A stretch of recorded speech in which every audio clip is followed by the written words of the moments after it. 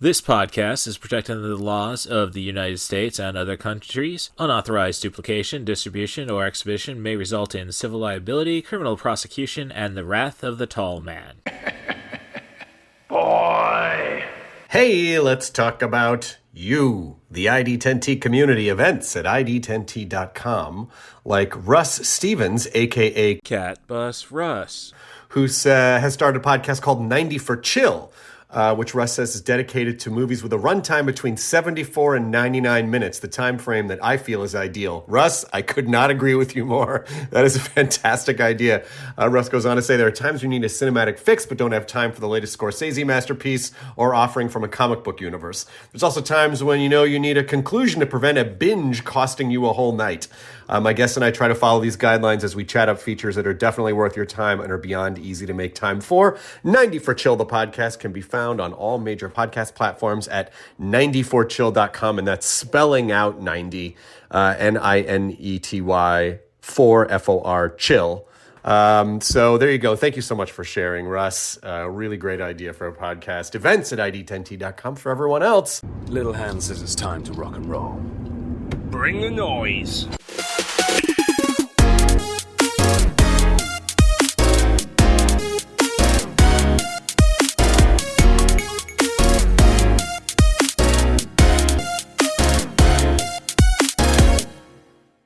Welcome to 90 for Chill, the podcast with Cat Bus Russ. This is your host, Cat Bus Russ, and may I welcome you to the I Did Crazy Flicks LLC write-off weekend marathon. This episode, I couldn't get a guest nailed down, but hey, thank you very much for those who responded and tried working something out. So as a result, I decided to take a look at my purchases, be it subscription services like Paramount Plus or Netflix, and whatever I've purchased digitally on iTunes recently that qualifies for the parameters of this podcast. Those parameters being having a runtime between 70 and 100 minutes, excluding end credits. Decided to see how to compose a marathon of 4 films. Sorry, I didn't have the time to do a cinematic 6-pack. Doesn't really play with the tax write-off joke anyhow. So what I've done is basically taken a film from Netflix, which in this case will be The Rundown with Dwayne Johnson and Christopher Walken. A film from Paramount Plus. This time it is Eddie Murphy's Beverly Hills Cop, which is something I had not watched in its entirety. Not since my babysitters were watching it when they didn't really care if the kids were in the room. And then an iTunes purchase, which in this case is Darkman, Sam Raimi's superhero movie from 1990. The last one, I wanted to be Silent Running, but since I have 3 action movies, I don't think a 70s science fiction eco drama is quite going to fit in. I was on the Vinegar Syndrome website for their Labor Day sale, looking through the 50% off features. I've made a couple purchases, but I also found out which ones are on Tubi, and I'm going to watch Sons of Steel, an Australian time travel Ozploitation movie. Then I will get back. I will organize the marathon as I see fit. Imagine it as a 6 o'clock show, an 8 o'clock show, a 10 o'clock show, and a midnight feature. With all that said, I think all I have to do is just get the formalities out. I am going to be working on getting a Patreon made shortly. I think if you have suggestions on what I should offer as services, since I don't really have a lot of time, or bonuses I should say, between my 2 jobs and watching a lot of movies. But I want to figure out how to at least send on my IRS returns for I Did Crazy Flicks LLC that we did earn something. Otherwise, I just have to ask if you want to be on the 90 for Chill the podcast. Send an email to russthebus07@gmail.com. That's RUSSTHEBUS07@gmail.com. Offer me a movie, a director, an actor, a theme. And as long as we try to focus on sub 100 minute movies, I think we can come up with some gold. I've done plenty of marathons on this podcast to justify doing longer movies. I am open to anything, though. You can follow me on my social medias at CatBusRuss on Blue Sky and Instagram. I'm on Mastodon at Russ Stevens at mastodon.social, so I know that's a long one. So, of course, being on Instagram, I'm also on Threads at CatBusRuss. I think that has all that covered, and honestly, the Patreon conversation, that's kind of something just something I came across when I was visiting the grave of my late best friend, Stacia Hardin.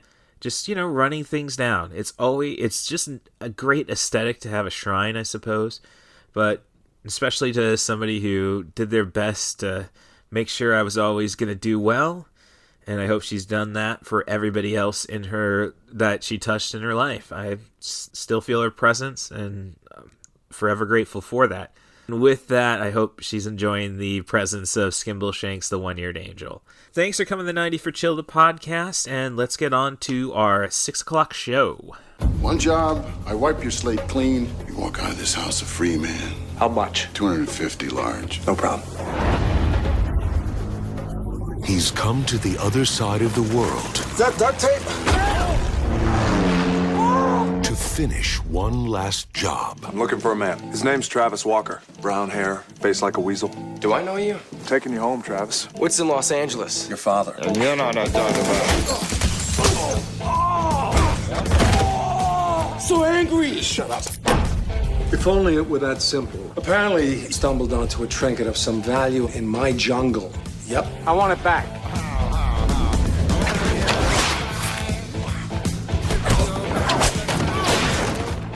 Wow.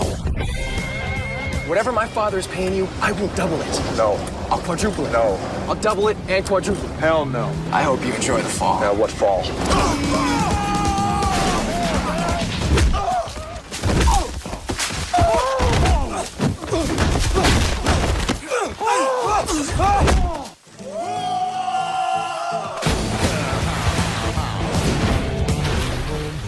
Let's go. Heads up. Oh, you like a little birdie up there. Caw, caw. Shut up. Well, you always got to hit me. We gotta get to this tree. Got it? I got it. Great. What is he doing? Establish dominance. Establish dominance. I want hunting parties. Find them. Find them. I do not want to fight you. We are not fighting. Okay, hip-hop. Don't worry, they're little people. What? You can take them, they're little.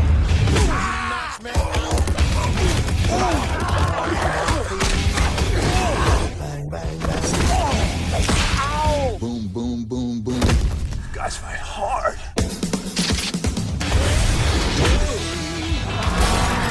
I swallow cows.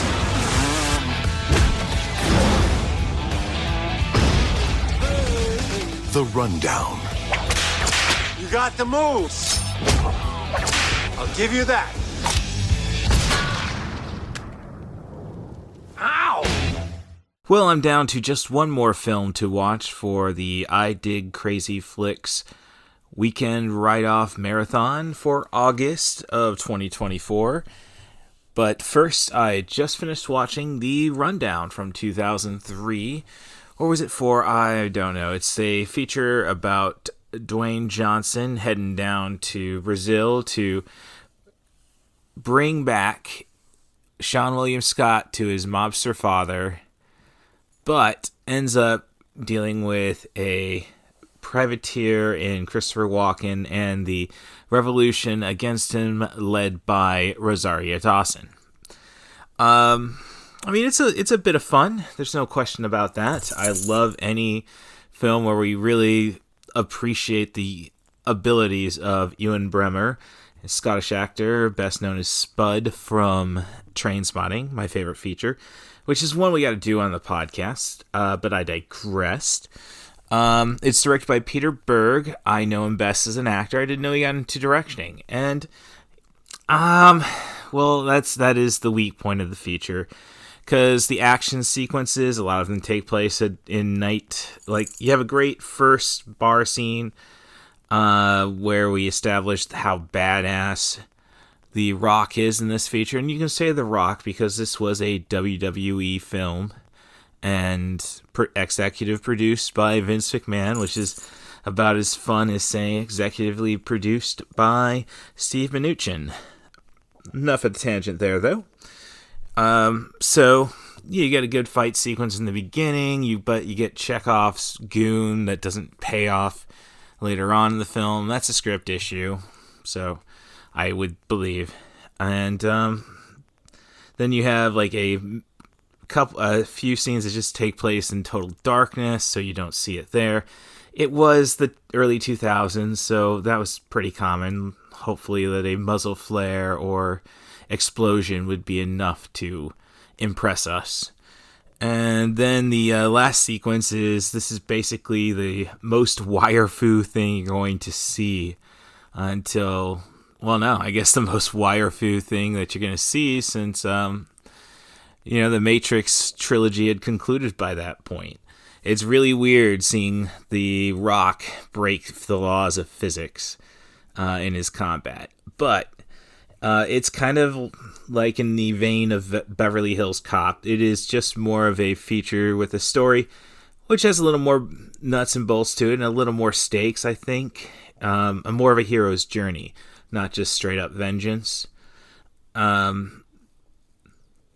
yeah, it's definitely not on the same level of action, just because, again, some of it's just utterly ridiculous, and some of it you can't see. So I will give Martin Brest all the credit in the world for that. So it's really been a marathon so far of directors who just don't have the action style. But, at least we're getting great acting out of it, I suppose. Or at least, it's not acting, great presentation, great display of talent. Sean William Scott, still doing the Sean William Scott thing. The Rock, still trying to figure out the acting thing. I think he's really improved from here, but at least this plays up to the fact that he's a professional wrestler. You know his attitude. It'd be nice if we try to work him the way that they've been working with John Cena, making him more like, look, you're a wrestler. There's just a degree of comedy to you, I suppose, is what I'm saying. Like, Jesse Ventura never had a serious role in film. And Hulk Hogan, obviously not.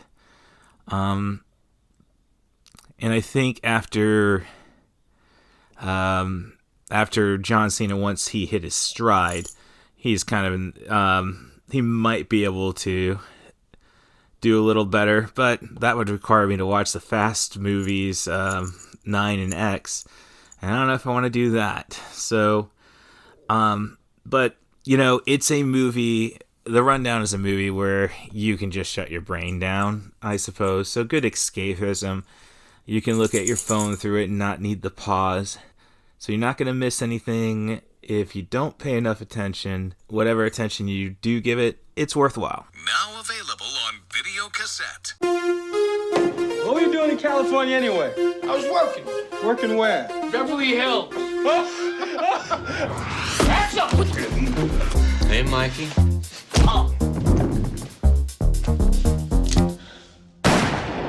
Oh, you don't mind if I ask around a little bit, do you? Don't do a damn thing. Stay out of this. This is the cleanest and nicest police car I've ever been in my life. This thing's nicer than my apartment. I just got off the phone with Inspector Todd in Detroit. He says if you're out here investigating the Tandino murder, How you doing? you needn't bother coming back. You haven't the slightest idea who you're dealing with. Look, all three of us are cops. We should be working together. Cover me. Police! You're all under arrest! You do that again, I'll shoot you myself.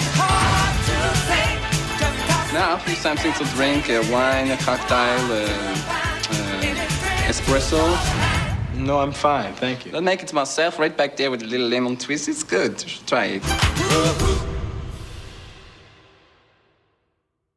Obviously, I don't know where I'm going to place this immediately on the marathon, the I Dig Crazy Flicks Tax Write-Off Marathon for August of 2024. The first feature that I watched was on Paramount Plus. I think you can also find it on Netflix right now, but it's always going to be on Paramount Plus. Is Beverly Hills Cop from 1984, starring Eddie Murphy.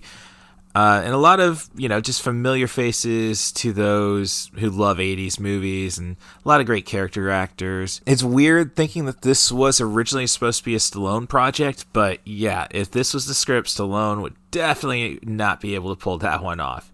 There's some intense scenes. You're instigating an instance pretty intense, but from there, it's really just a showcase of Eddie Murphy's comedic chops, and Judge Reinhold it's just great that he was always ready just to be the supporting player, I suppose.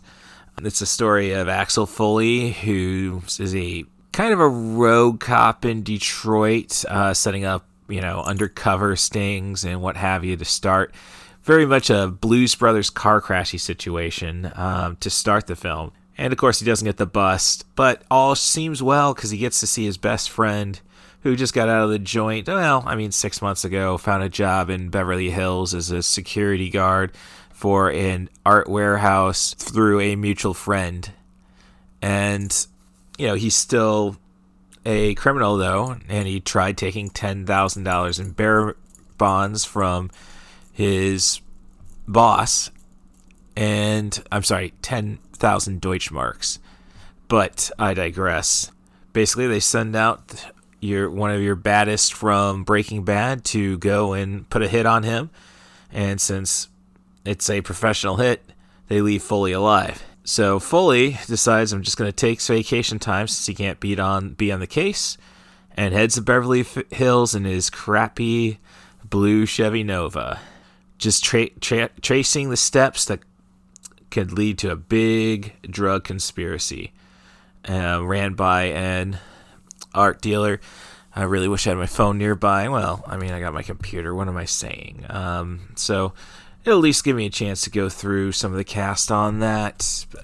Beverly Hills Cop. Too many Beverly Hills things on IMDb. Okay, there we go. So our antagonist is played by a great English character actor, Steven Berkoff, always with an accent which I wouldn't necessarily nail down as English. But other great character actors, you have Ronnie Cox from, I think he's in Rapid Fire, and of course best known for his work with Paul Verhoeven, and RoboCop is Dick Jones, and I think it's Cohagen in Total Recall. And that really nails out the primary actors I know from the future, I suppose. Well, of course, this is the performance that got Bronson Pinchot, Perfect Strangers, and Paul Reiser gets to be Paul Reiser to start. So a lot of familiar faces, and it's a lot of fun. As I say, it's a great display of Eddie Murphy's talents, comedic chops, I should say, which I think, perhaps hold the film back because it's not really a hard-boiled detective story. It feels like it moves very quickly, and I'm honestly very much pushing the 12-parsec rule for this feature. I'm going to say his last 9 and his smile come in at the 1 hour, 40 minutes, and 59-second mark, so we'll round it down. But it's very competently directed by Martin Brest, who's currently in director's jail after Geely. He didn't write the script. He's not responsible for Turkey Time. And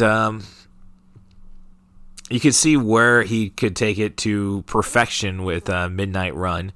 And then he had a pretty solid career. IMDb likes Meet Joe Black. But he also directed Al Pacino to his only Oscar. So lots of great gags, and it moves pretty fast, but there's really, I think, kind of a lack of substance, dare I say. It's got, there's no romantic interest. It's really all about the Axel Foley character and how just that he's focused on the job. So in a sense, it's kind of like Commando, I guess. So I guess that may be where they thought Stallone could do it. And that makes me think Stallone doesn't have the comedy chops of Arnold Schwarzenegger. So I guess he lacks the fish out of water thing. So, but it also, this is 1984, and I think the next biggest movie was probably Temple of Doom, but then it would be Ghostbusters. And you look at Ghostbusters, what they did with an hour 40, and it's kind of like, that's why I feel like this feature is still kind of lacking. I mean, it's like, in a sense, it's it's a comedy, but it's kind of like Cobra. You just want to see what the actor does best. Stallone, it'd be action. Murphy, it's being a jackass.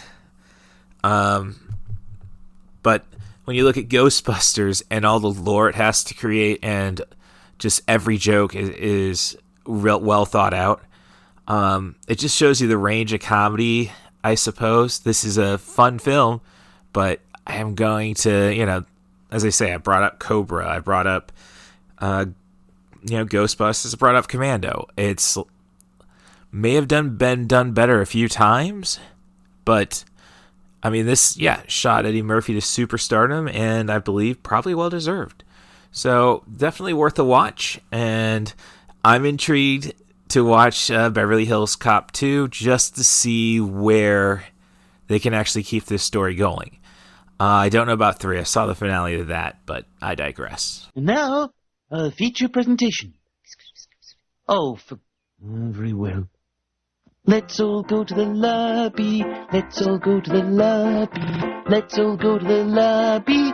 Get ourselves some snacks.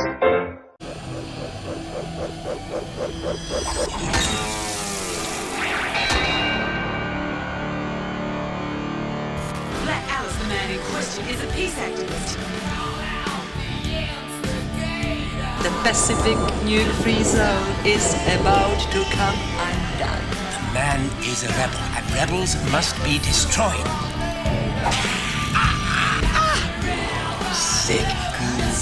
Get this thing out of my neck.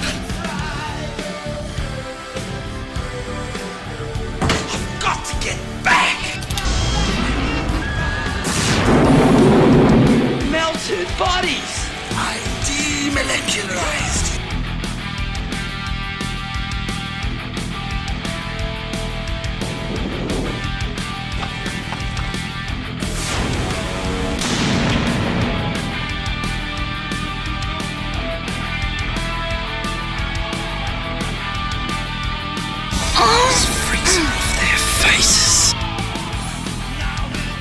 I bet you're the sort of bloke who picks his underpants out of his bum with his finger while he's talking to you.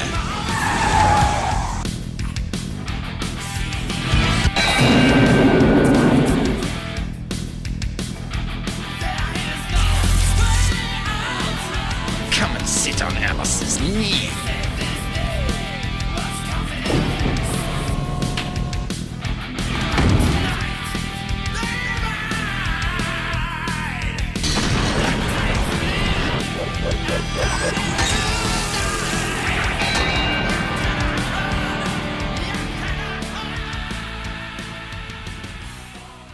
Slip on the appropriate underpants and socks. So we follow up our 8 o'clock feature, Beverly Hills Cop, with a movie that's only a few years older. That is the Australian film Sons of Steel. This is a film that really, I think, has the same kind of energy, and please, Kiwis, don't take offense, of early Peter Jackson. Definitely not as talented. It definitely is amusing and has a lot of potential. This is something that probably should be gone back to at some point. It's directed by Gary L. Keating and primarily stars Rob Hartley and Jeff Duff, who do all the songs. Jeff Duff is an interesting character, judging that he met David Bowie and then went on to do tribute acts for him. Interesting there. It's got an aesthetic of your most dystopian Australian futures, I would say. but it's got a lot of just cheeky gags throughout. Like the first music performance was great, mocking American nuclear weaponry in a phallic sense, with your also performance also featuring, say, your Robert Palmer type dancers or backup singers, what have you. I say there's a lot of potential with this feature. It's got to be better than Battlefield Earth, but it does like to rely on Dutch angles quite a bit. And it kind of has a Rocky Horror vibe at a lot of points, especially Jeff Duff's performance. And I guess you could say the same thing with Rob Hartley as Black Alice. The story is about the new government of Oceania. Or I shouldn't say government. Everything's just been divided amongst corporations, and the Latin slogan for Oceania is In Spiritus Wankum. So this is a movie that does not take itself seriously at any point. Basically, the government or the powers that be are afraid that Black Alice will lead a revolution against them, which is not needed when they are inviting a nuclear submarine into Sydney Harbor. So they decide that they're going to demoleculize him, which only serves to send him to the future after a nuclear incident. And with only 10 hours left to live, he's got to figure out with a bunch of, you'd say primitives, but obviously descendants of the Fallout, to defeat a freak that, again, they love to play up the sexuality with this. So we have a very phallic creature there, to get back to the present to prevent the nuclear incident. So it's just a lot of fun, but you can't really take it too seriously. I mean, you can't take it seriously at all. The music's pretty good. I think it's a solid power 80s, just at the end of it, the era, I should say. So, yeah, a lot of potential, I think, for a remake. I don't know who you would do in Australian. I think it has to be an Aussie type fare. Maybe Baz Luhrmann should take it on. If you can really only complain about one thing, you can definitely tell, again, with...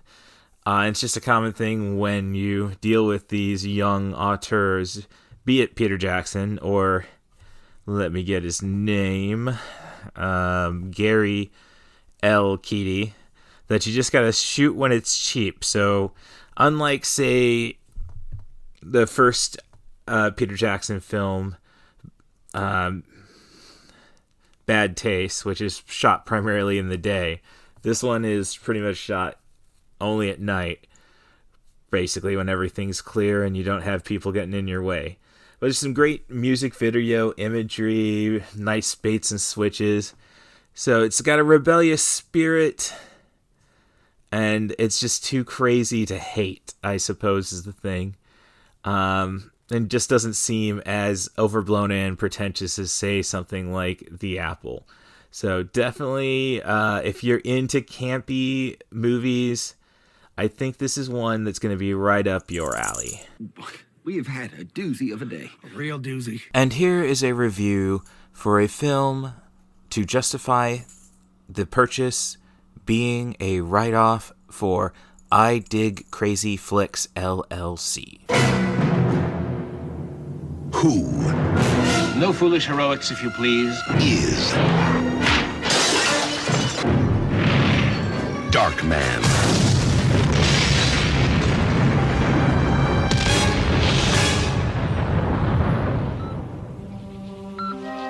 They destroyed everything he had, all that he loved, everything that he was. Now, crime has a new enemy, and justice has a brand new face. I was afraid that you wouldn't want me anymore. Of course I still want you. The good news is that I know who's behind our little troubles of late. Finish it. He has the power to look like any man. These two are both sons of witches! but he is unlike any man. I gotta tell you something about me. He's a cockroach. You think you're killing? And he pops up someplace else. In the darkest hour, Julie, who's the real monster here? there's a light that shines on every human being. But one. From director Sam Raimi, Darkman.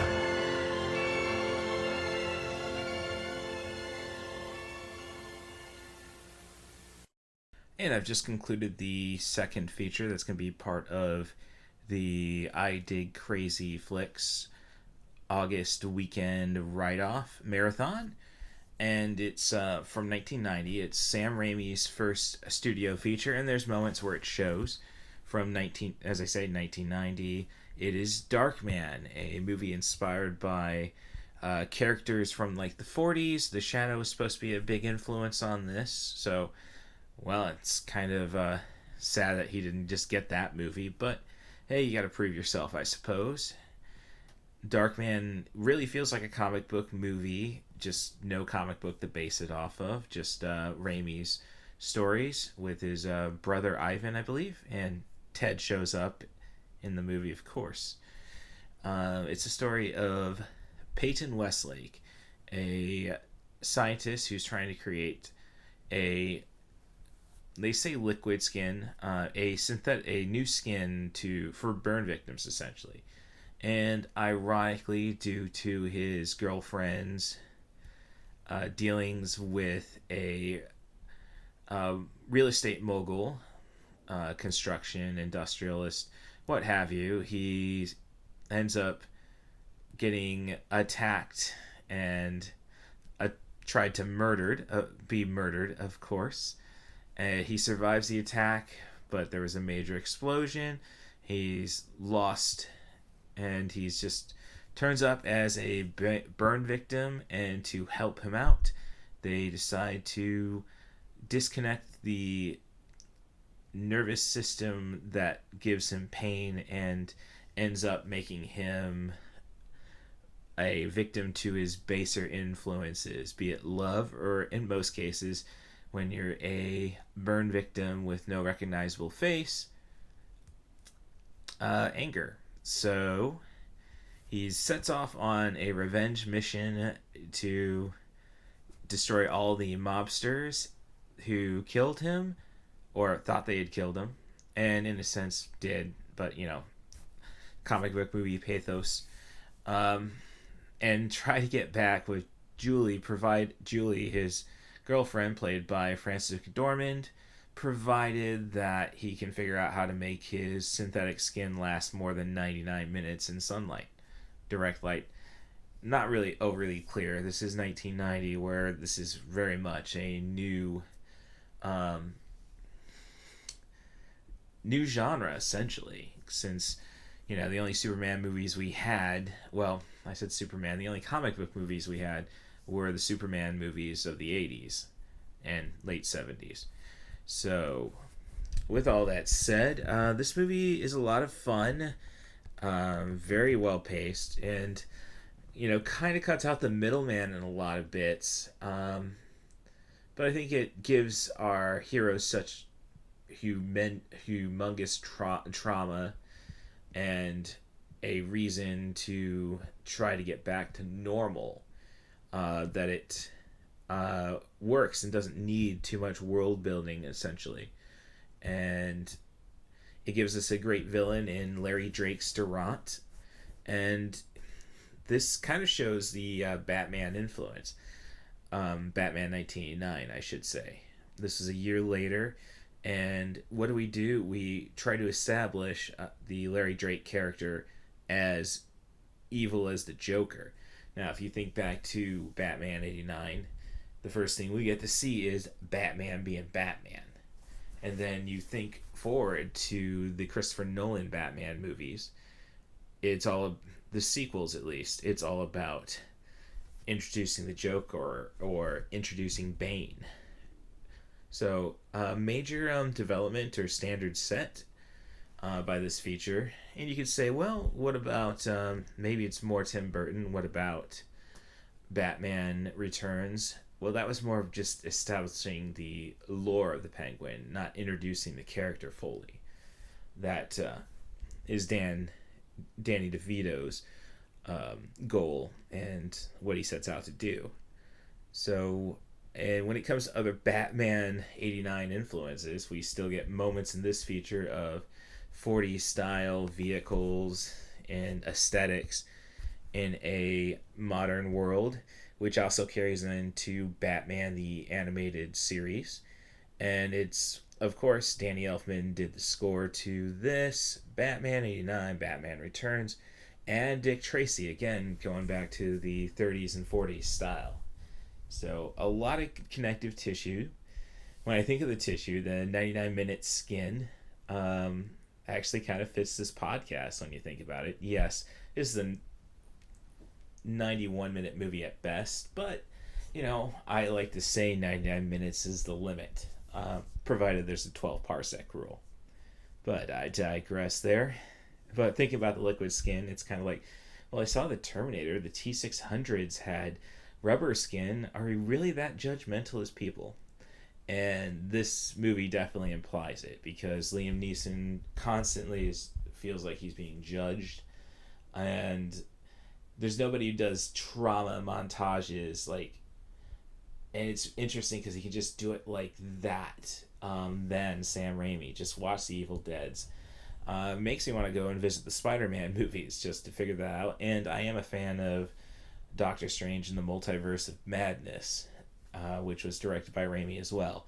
The multiverses, zombie, Doctor Strange, lots of fun there. You know, this movie could have been PG-13. There are 2 F-bombs, though. And some of the violence and, of course, the gore effects. This is definitely 1984. No, it's too intense for a PG to be associated with it. But, you know, in 92, you have Batman Returns, and that kind of changes the standard. It's all about the toys you sell, of course. But there's a lot of great little elements, like since Darkman is using fake skin to get around, he's basically copying the people he wants to kill, which requires the actors to go and kind of perform themselves differently at different times, which is very interesting. And it's a fun way to get unique goons into it, or justify why should this goon be bald like this, have that, or what? Come on, Ted Raimi, who's got an excellent death scene. You can't really tell what's a model and what's Ted Raimi. So he's definitely an underappreciated character actor. And there's a lot of other things on comic book movies, or comic books in general. Like, you think about the first Deadpool movie, which I discussed with Andrew Teedy. Deadpool's really just trying to get healthy so he can get back to his girl. And that's essentially what Peyton Westlake's doing. And this came out a year before Deadpool debuted. And then you get Kill Bill inspiration, perhaps, and maybe it's more of a Raimi thing influencing Kill Bill, but the music cues for Peyton's rage moments are very similar to just like the Green Hornet drops when the bride is going to kick some major ass. But more importantly, the Raimi influence really kind of has a influence of Bruce Campbell, I would say. So Bruce Campbell did a lot of ADR for this feature, but Liam Neeson had to go and have some crazy moments, and he just like performs them exactly how you would see Bruce Campbell perform them, say, in an Evil Dead movie, be it Evil Dead 2 or Army of Darkness. As I say, it could have been PG-13, the 2 F-bombs. 1 F-bomb has to stay, which is the line, and you can take this out of context all you'd like. Take the effing elephant. And the only really thing to complain about is some of the action set pieces continuity isn't solid. But again, this is the first time where essentially Sam Raimi's just is working beyond a shed. So very forgivable. Again, makes me want to look into the Spider-Man trilogy he did. I do need to watch Spider-Man 2 at some point. It's supposedly so great. I mean, Spider-Man 02, kind of tacky in my opinion, but I digress. So, you know, and I'm really impressed by Larry Drake's performance. I think most people remembered him from, say, L.A. Law, where he was playing a special needs person. And then you also have, I would say, another thing that comes to mind is Dr. Giggles.